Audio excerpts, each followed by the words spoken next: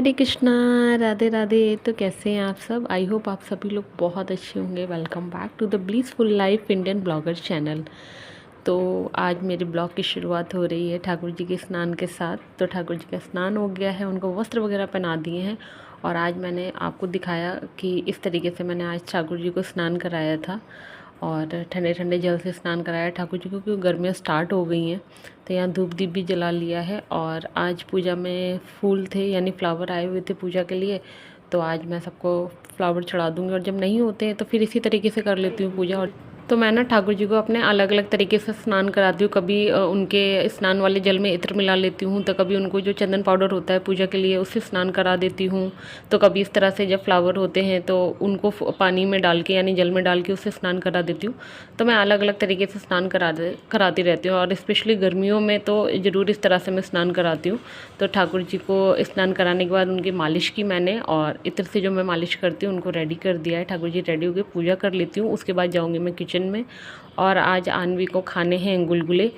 तो बस मैं आ गई हूँ किचन में, और जो कि मेरा रोज़ का ही काम है पूजा करने के बाद सीधा किचन में आना। तो यहाँ मैं आन्वी के लिए बना रही हूँ गुलगुले। तो अभी सब लोगों ने वाटरमेलन खा लिया है, तो मुझे नाश्ता कुछ समझ नहीं आ रहा था और मेरा मन नहीं था ज़्यादा कुछ नाश्ता करने का, क्योंकि वाटरमेलन खा लिया था सब। और मैंने इसका एक मिनी ब्लॉग भी आपके साथ शेयर किया था। तो मैंने उसमें आपको बताया था कि हमारे यहाँ जब नई बहू आती है तो उससे गुलगुले बनवाए जाते हैं और बच्चों को इस तरह की चीज़ें ना बहुत ज़्यादा पसंद आती हैं। अगर आप चाहें तो आप भी अपने बच्चों के लिए इसको ट्राई कर सकते हैं। बहुत ही इजी है इसको बनाना, सिर्फ आटे और चीनी से ही बन जाते हैं। तो बस आन्वी के लिए बना देती हूँ। बच्चों का ना जो खाने का मन होता है, चाहे भले ही वो थोड़ा सा ही खाएं, बट उनको जो चाहिए होता है अगर आप उन्हें वो बना के दे दो ना, बच्चे खुश हो जाते हैं। और जब बच्चे खुश होते हैं तो फिर जो मम्मी पापा होते हैं उनको भी खुशी मिलती है। तो गुलगुले बना के मैंने दे दिए हैं आन्वी को, वो खा रही है। तो तब तक मैंने सोचा खाना बनाने से पहले ये काम कर लेते, जिसमें मैंने सुबह ठाकुर जी को स्नान कराया था ना। तो ये जल हमें कभी ना इधर उधर नहीं फेंकना चाहिए, तो मैं इसको डाल दूँगी गमले में। और कभी भी ना ऐसी जगह ना फेंके कि ये ना पैरों में आए।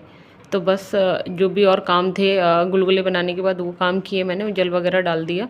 फिर इसके बाद मैं यहाँ बना रही हूँ खाना। तो जिस कढ़ाई में मैंने गुलगुले बनाए थे अब इसी में बना रही हूँ मैं बेसन की पकौड़ियाँ कड़ी के लिए। तो क्योंकि मैं आज लंच में बनाऊंगी कड़ी, और मुझे तो ना कड़ी बहुत ज़्यादा पसंद है और आन्वी को भी पसंद है। आन्वी की जो खाने की जो पसंद है ना, वो मुझसे ज़्यादा मिलती है, उसके पापा से ज़्यादा ना मुझसे ज़्यादा मिलती है। मतलब जो जो खाने में मुझे पसंद है वो आन्वी को पसंद है। तो बस मैं यहाँ बना लेती हूँ पकौड़ियाँ। और मेरे घर में क्या होता है, जब कड़ी बनती है ना, तो ये जो पकौड़ियाँ बनती हैं कड़ी के लिए, तो ये कड़ी में डालने से पहले ही ना आधी रह जाती हैं, क्योंकि जैसे ही बननी स्टार्ट होती हैं तो सब लोग ना इसको खाना स्टार्ट कर देते हैं। और ना जब मैं छोटी थी, मतलब मैं मेरे भाई हम लोग छोटे थे, जब मेरी मम्मी कड़ी बनाती तो हम लोग भी ऐसे ही करते थे कि जैसे ही मम्मी ना पकौड़ियाँ बनाना स्टार्ट करती थी, हम लोग एक एक करके ना उठा उठा के खाना शुरू कर देते थे। तो आप लोगों के घर में भी ऐसा होता है क्या? तो मुझे लगता है शायद सभी लोगों के घर में ऐसा होता है।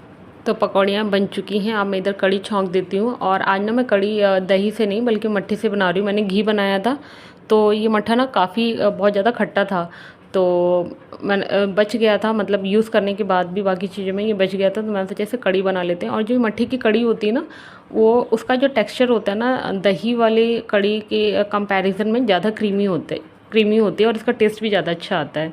तो बस इसी तरह से थोड़ी देर तक मैं इसको कड़ी को चलाती रहूँगी। और जब इसमें एक उबाल आ जाएगा, फिर इसमें नमक डालने के बाद और जब बिल्कुल पक जाएगी कड़ी, मतलब 1-2 मिनट और पकाना होगा, तब मैं इसमें पकौड़ियाँ ऐड करती हूँ। तो बस यहाँ कड़ी हमारी हो गई है रेडी। मतलब पूरा तो वीडियो शूट नहीं हो पाता है, अगर मैं सिर्फ कड़ी का ही वीडियो शूट करने लगूँ तो शायद 45 मिनट का सिर्फ कड़ी का ही वीडियो हो जाएगा। तो इसलिए मैंने थोड़ा सा क्लिप आपको दिखाई है। तो मैं यहाँ कड़ी पहले ठाकुर जी के लिए निकाल देती हूँ एक कटोरी में, ताकि ना वो ठंडी हो जाए, फिर मैं ठाकुर जी को भोग लगाऊंगी। और मैंने चावल भी रख दिए, तो चावल बन गए हैं। और बस अब मैं सीधा आपसे मिल रही हूँ शाम को। तो यहाँ मैं बनाने जा रही हूँ गुलकंद, जिसका आधा प्रोसेस मैंने आपको अपने लास्ट वीडियो में दिखाया था, बट मैं ना गुलकंद की रेसिपी शेयर नहीं कर पाई थी। तो मैं इस वीडियो में आपके साथ रेसिपी शेयर कर रही हूँ। तो जो पेटल्स हमने वॉश करके रखी थी, उसको इस तरह से शुगर के साथ आपको अच्छे से हाथों से ही मैश कर लेना है। और अच्छे से मैश करने के बाद फिर आपको एक बर्तन में सारी पेटल्स जो आपने शुगर के साथ मैश की हैं उनको एक बर्तन में रख के गैस पे रखना है और देन इसको कुक करना स्टार्ट करना है। उसके बाद यहाँ पे हमने 1 स्पून लिया है इलायची का पाउडर, 1 स्पून डालेंगे हम इसमें सौंफ, आप चाहें तो सौंफ का पाउडर भी ले सकते हैं। और इसको कंटिन्यू चलाते हुए हमें इसको तब तक पकाना है जब तक कि चीनी अच्छे से घुल नहीं जाए, डिज़ोल्व नहीं हो जाए। देन जब आपका ये शुगर अच्छे से डिज़ोल्व हो जाएगा, फिर हम यहाँ पे ऐड करेंगे 1 से 2 चम्मच हनी या शहद। आप चाहें तो थोड़ा कम या ज़्यादा अपने अकॉर्डिंग कर सकते हैं। और इसको ऐड करने के बाद इसको थोड़ी देर और पकाएंगे, फिर हमारा गुलकंद बन के हो जाएगा रेडी। अगर आपने इसको अच्छे तरीके से पकाया है, इसमें बिल्कुल भी पानी वगैरह नहीं है, तो इसकी शेल्फ़ लाइफ 1 ईयर की होती है। आप विदाउट रेफ्रिजरेटर इसे बाहर ही स्टोर कर सकते हैं और ये काफ़ी टेस्टी होता है। इसे आप शेक्स में, लस्सी वगैरह में यूज़ कर सकते हैं। तो गुलकंद बनाने के बाद फिर मैं यहाँ आ गई हूँ। जो कपड़े कल मैंने वॉश किए थे तो उनको आयरन करना था। और आयरन का काम ना जिस दिन मैं कपड़े वॉश करती हूँ या उसके नेक्स्ट डे कर ही लेती हूँ। और मैंने अपने एक मिनी ब्लॉग में आपके साथ ये शेयर भी किया था। तो बस मैं यहाँ कर लेती हूँ आयरन का काम, जो कि मुझे बोरिंग लगता है बट करना मुझे ही है। तो बस यहाँ आयरन कर लेती हूँ कपड़ों में। और गर्मियों में ना थोड़ा सा मुश्किल हो जाता है आयरन करना, क्योंकि उसकी हीट लगती है तो फिर और ज़्यादा गर्मी लगती है। तो जब मैं हस्बैंड के कपड़े आयरन कर रही थी तो मैंने सोचा कि चलो अपने भी कर लेती हूँ, ताकि सारे कपड़े एक ही साथ हो जाएं। और रोज़ रोज़ ना एक ही काम लेके बैठना ना मुझे बिल्कुल भी अच्छा नहीं लगता कि आज भी मैंने आयरन किया हो, कल भी मैं आयरन करूँ। तो इसलिए मैं थोड़े थोड़े कपड़े करके ना आयरन कर लेती हूँ। थोड़े से ही होते हैं तभी उनको आयरन कर लेती हूँ। तो यहाँ मैंने अपने भी कपड़े आयरन कर लिए हैं।